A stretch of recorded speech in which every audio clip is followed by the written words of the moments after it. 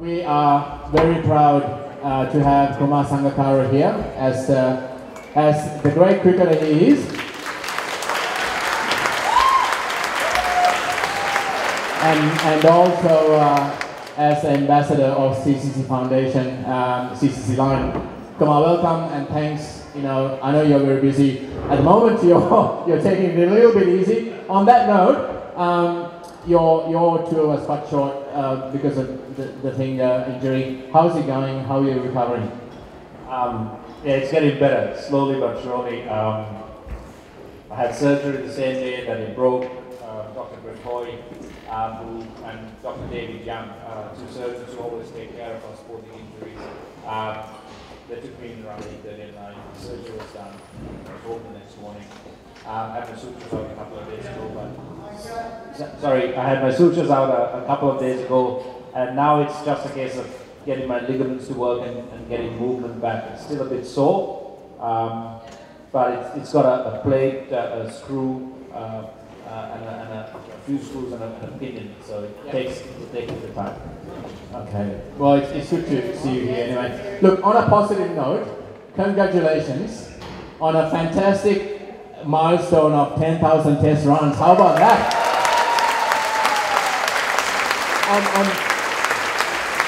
And what a way to get it on Melbourne's Boxing Day test match. So now, Kumar, you join greats such as Sachin Tendulkar and also Ryan Lara, who's one of your favorite cricketers, for one of the fastest 10,000 runs. How do you feel about that? Well, I think unfortunately the Boxing Day test match is not going to be remembered for my 10,000 runs. But having said that, you know, it was great to get 10,000 runs. That was one of the goals I had when I started playing test cricket. You score 10,000 runs, and then you're in a maybe I'm not in the same league as Lara or Sachin or Kallis, I believe, but at least you're in a group that has done something special. You're right, Ryan Lara is my, it used to be Big Richards, but I think when Lara came along, he's my all-time favorite batsman. And also Ricky Ponting. I think those two guys have revolutionized batting, especially in Test cricket. So yeah, 10,000 runs made me very happy, but at the same time, if I could have scored my 10,000 runs and taken the team to maybe 300, 350 runs on that first innings, I think that would have been a bit more important than actually just reaching the milestone, but it was not to be. Also, 10,000 runs I had in Sri Lanka when I was playing New Zealand. I had 5 innings to score 120 runs and become the fastest to do it. But I'm pretty happy that I tied two greats like Lara and Sachin. Honestly, that's a fantastic achievement. Yeah, exactly. Now, on the subject of Boxing Day, you can't get away that easy. Look, it's been diplomatically described as a meek surrender by one commentator. What do you feel most greatly impacted the result? And also, for the team, how are they going to regroup to be competitive for the one days? Well, I think they regrouped pretty well. I watched the match in Sydney, and we had a couple of the younger players coming in, Perimana and Chandimal. We had a couple of new bowlers who were just back from injury, being flown in. And I thought they were very competitive. I reckon 100 more runs in Sydney might have actually had a result in our favour. But I think the Melbourne Test match, the case in point, Sri Lanka throughout the years, the way we play our cricket, we have disastrous games once in a while. Not all the time, but once in a while. We make history by creating world records, both good and sometimes bad. But the Boxing Day Test match and the one before in Hobart, we showed a lot of fight. But I think when we came to Australia, one of the things we discussed was, we wanted to win a Test match. We wanted to win. We never won before. We only won a one-day series in Australia in 2010. Because our ambition to do something that we haven't done before. But I think one of the things we probably failed to realize as a team is if you want to come and win in Australia, you can't be afraid to actually lose a game. And I think in Hobart we had 390, maybe instead of trying to save it, we might have gone out there and tried to chase 390 in the 130 or 40 overs we were given. It was actually quite a sporting preparation. Of course, the wicket was never going to be conducive to run scoring. Melbourne, I think, we just didn't have a great plan with our batting. We always knew coming here with our bowling attack, we had to score a lot of runs, especially in our first innings, to be competitive. And we weren't good enough. I don't think anyone in our team will tell anyone anything other than the fact we weren't good enough in Hobart. We weren't good enough at all on Boxing Day and the 2 days that followed. And we were better, but still not good enough in Sydney. So it's lessons learned. And more to do to be really competitive and for the young guys to come back to Australia and actually beat them here. Look, true and very honest feedback. Look, on a more somber note, 2012 saw the passing of Tony Greig. Now, I think everyone knows Tony Greig has a great affinity with Sri Lanka and Sri Lankan cricket. What's your thoughts about Tony Greig and his impact, especially on cricket in Sri Lanka? I've known Tony almost since the day I started my international career. I think after the second game I played, I debuted as a one-day player, and the second game I played was against South Africa in Gaul. And after the game I was interviewed by Tony Greig. That was my first interview. And I've always heard him on TV, and I think in 1995 he adopted Sri Lanka as his personal cause, as the underdog of world cricket, and he tipped us to do the unthinkable in 1996, which we did. And from then onwards, I think he took a great liking to the likes of Ramesh Kalvitan, Sanat Jayasuriya, Arjun Ranatuga, Ravinder De Silva, over the years, Murali, and right throughout, I think he once viewed us with a bit of, maybe a bit of distance between him and us, but I think 95 changed that, and he became one of the closest and greatest supporters of Sri Lankan cricket. And when he was diagnosed with lung cancer, it came as quite a shock, because I remember the last time I was in Australia, almost exactly, maybe a week or almost exactly to the day that he did pass away. He, myself, and another friend of mine were sitting in Perth in the hotel lobby, drinking a glass of wine and talking about cricket. So, I see him healthy and very much alive then, and I think it's a tragic thing for world cricket as a whole that such a great man has passed away. He played a great part in revolutionizing cricket with Kerry Packer during the World Series that started here in Australia, the precursor, the pre-runner to the IPL that we play now. And he's done an immense service to cricket, and I think he's going to be greatly missed. He is going to be missed, and he's been, as you said, a great supporter as well. Look, Sri Lankan cricket has provided some very exciting moments to fans throughout the world. Apart from achieving your great milestone of 10,000 runs, I'm going to read this. 2012 ICC Cricket of the Year and Test Player of the Year, 2012 Brisbane Cricket of the Year, 2011 ICC ORD Player of the Year. You hold a consecutive 150 plus test holds and ranked amongst the top 3 for ODI dismals as a wicketkeeper. Could I say that you had a great 2012? How has 2012 been for you? 2012 has been good. I think I look back upon my career. I played almost 13 years at the international level, which is, I think I've been very lucky to have done so. I've seen a lot of better, more talented cricketers not have that opportunity. I've worked hard. In Sri Lanka, we produce a lot of talented cricketers. We churn them out. We don't have probably the structure to really support that talent and refine that into ability. But I looked at the teammates that I played with, and if I'm brutally honest, I was one of the lesser talented players. I switched to cricket when I was about 17. Cricket was never my first love. But when I did switch to it, I realized that if I wanted to get anywhere, it was just about working hard as much as I can in preparation, and that's something I still do today as much as I can. So hard work's paid off. A lot of good people like you sitting here have supported not just me but the team, and that's been a great privilege for the team, a great responsibility that I think the team has upheld very well. And 35 now, hopefully, if the selectors allow me a couple more years before they kick me out to pasture, I'd love to keep playing this wonderful sport. I'm sure you'll be here for much longer. Look, Kumar, throughout your career, there must be one innings or one match or one dismissal that's your favorite. What would that be? That's a different question, I know. Well, I think when it comes to wicket keeping, I remember the stumpings I've missed more than the ones I've taken. As a wicket keeper's curse, you always get noticed when you make a mistake.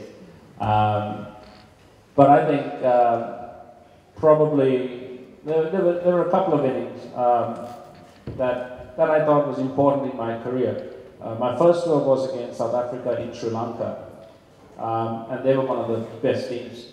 They're the best team now, but they were also one of the best teams then. And I was batting at number 5 in Test cricket in the first 2 Test matches, and I was given the opportunity to bat number 3 in the last Test match. I didn't score more than 23 runs as my highest score in any of the innings that I played. So I thought, maybe that's the end of my Test career. But that Watmore and Sanat Jayasuriya, who had just taken over the captaincy,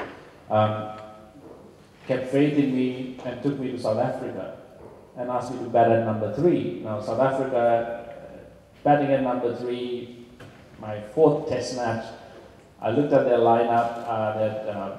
A guy called Umfuneko Ngam. We used to call him chewing gum because it was easy to remember him that way. And he was bowling at 153 kilometers an hour, and he was swinging it. So we were watching this guy, and with Sean Pollock, of course, Lance Klusner playing, and Makai Tini, and Alan Donald was supposed to join them for his final Test match at the end. So I thought, okay, this is great. This is basically it's a make or break tour for me. We were given the flattest of all wickets in the first Test match. I don't know why they did that, but luckily for me, I managed to get the 70 odd against that attack, and that gave me a lot of confidence. We were blown away in the second Test, but the third Test, that particular innings, in the second innings, when I batted, was probably the innings where I felt I can play at this level. I faced Jacques Kallis, Pollock, Donald, and Intini. And in the second innings, I had to open because Sanat had a bruised finger, and I went into open, and I was last man out batting with the tail. I was gutted. I didn't get my 100. I was out for 98.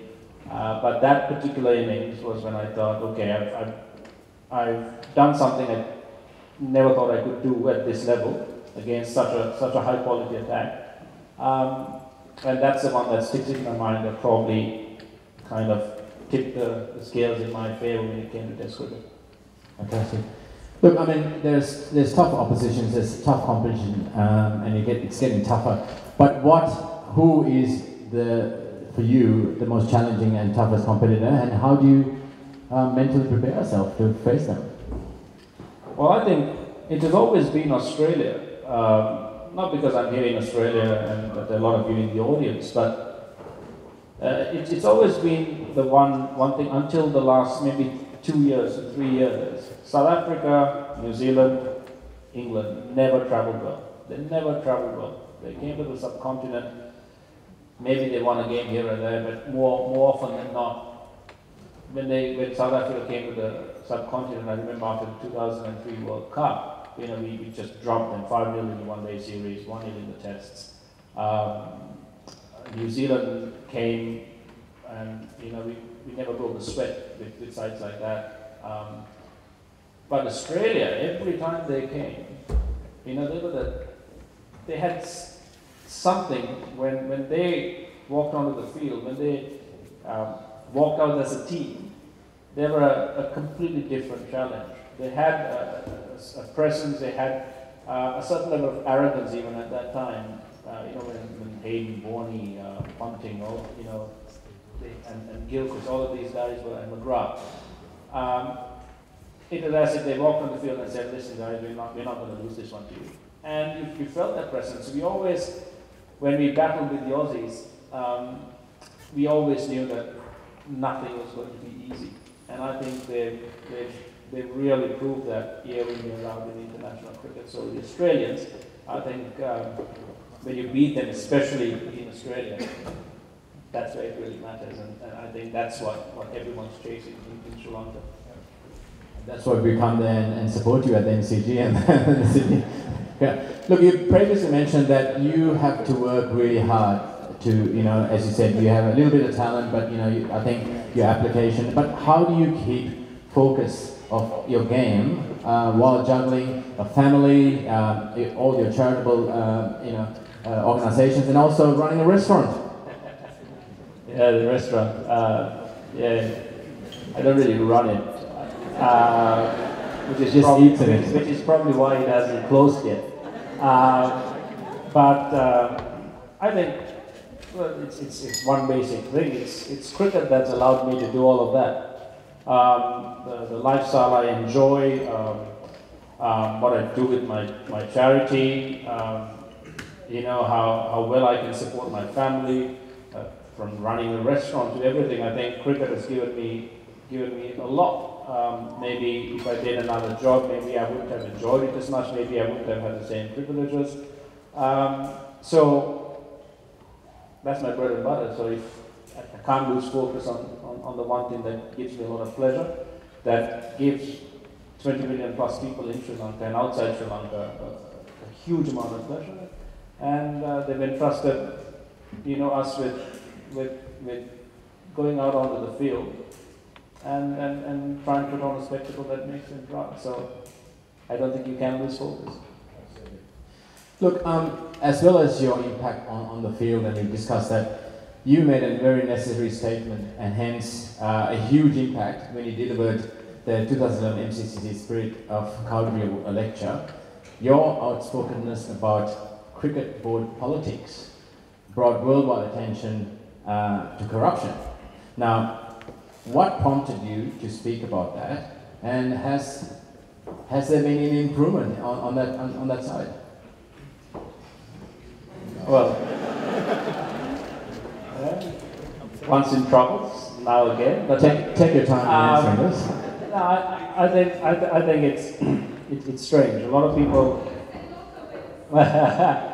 people remember that particular speech for various reasons. Some remember it as a description of Sri Lanka, as a description of Sri Lankan society, as a description of cricket and what it means to us as Sri Lankans, and also something that we all related to people, well, my age or slightly younger, or even older, much older, growing up in an era where cricket defined a lot of things, and times in Sri Lanka were not so pleasant and not so calm.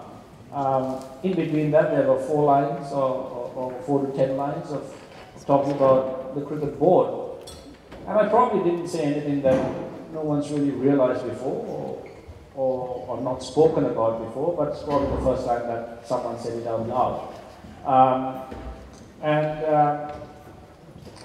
It was the way things were. And I think as administrators, as players, I think we have a great responsibility towards the game, towards the fans that make it possible for us to be where we are.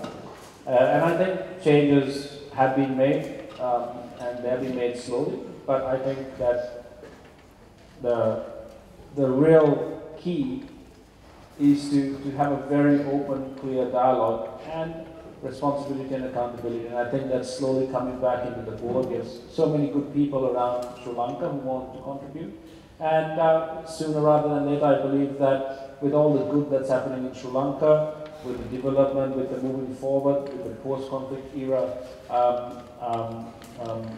development drive that we are having, I believe cricket is also going to be an important part that will be developed. So I always have hope, I always have faith in people and the fact that they can do a lot of good, and I believe that they will do that in Sri Lanka as well.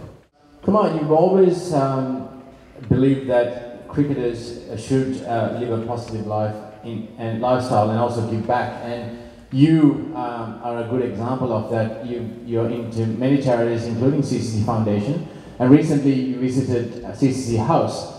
Yeah, I went there. I didn't know what to expect when I went to CCC House. I've been to the Maharagama Cancer Hospital before, the children's ward, with an acquaintance of mine whose daughter was diagnosed with leukemia. And the first time I went there, it really shocks you. You have these beautiful children. Some are on beds, some are under beds, some are on mats, some are having temporary mats on staircases and stairwells in the hospital. They just don't have the room and they don't have the facilities to cope. And these children have to come with a parent or a guardian for treatment, and some of them come from really rural areas, from far away. And when I went to CCC House, I was just taken aback because I was so impressed.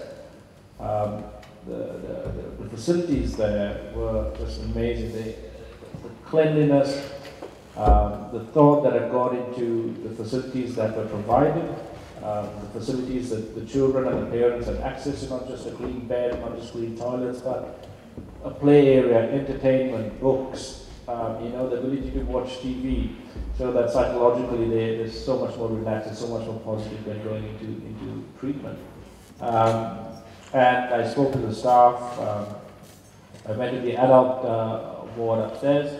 I spoke to the ladies and gentlemen that were there, resting, eating lunch, as you saw on that. And I think if you ever go to Sri Lanka, you go on a holiday, just spend an hour, spend half an hour visiting, because no matter what I sit here and say, it will never have the same impact as seeing it firsthand. But you saw it on the screen, and if you can support that cause, and of course CCC Line, which is another project, I think you do charity for various reasons. Sometimes just to make yourself happy, or to talk about it, or just because you want to give something back. There are many reasons why we're involved in charity. It doesn't really matter, because if you do help, you make a huge difference in someone's life. Once again, please put your hands for our cricketer, Kumar Sangakkara. Thank you.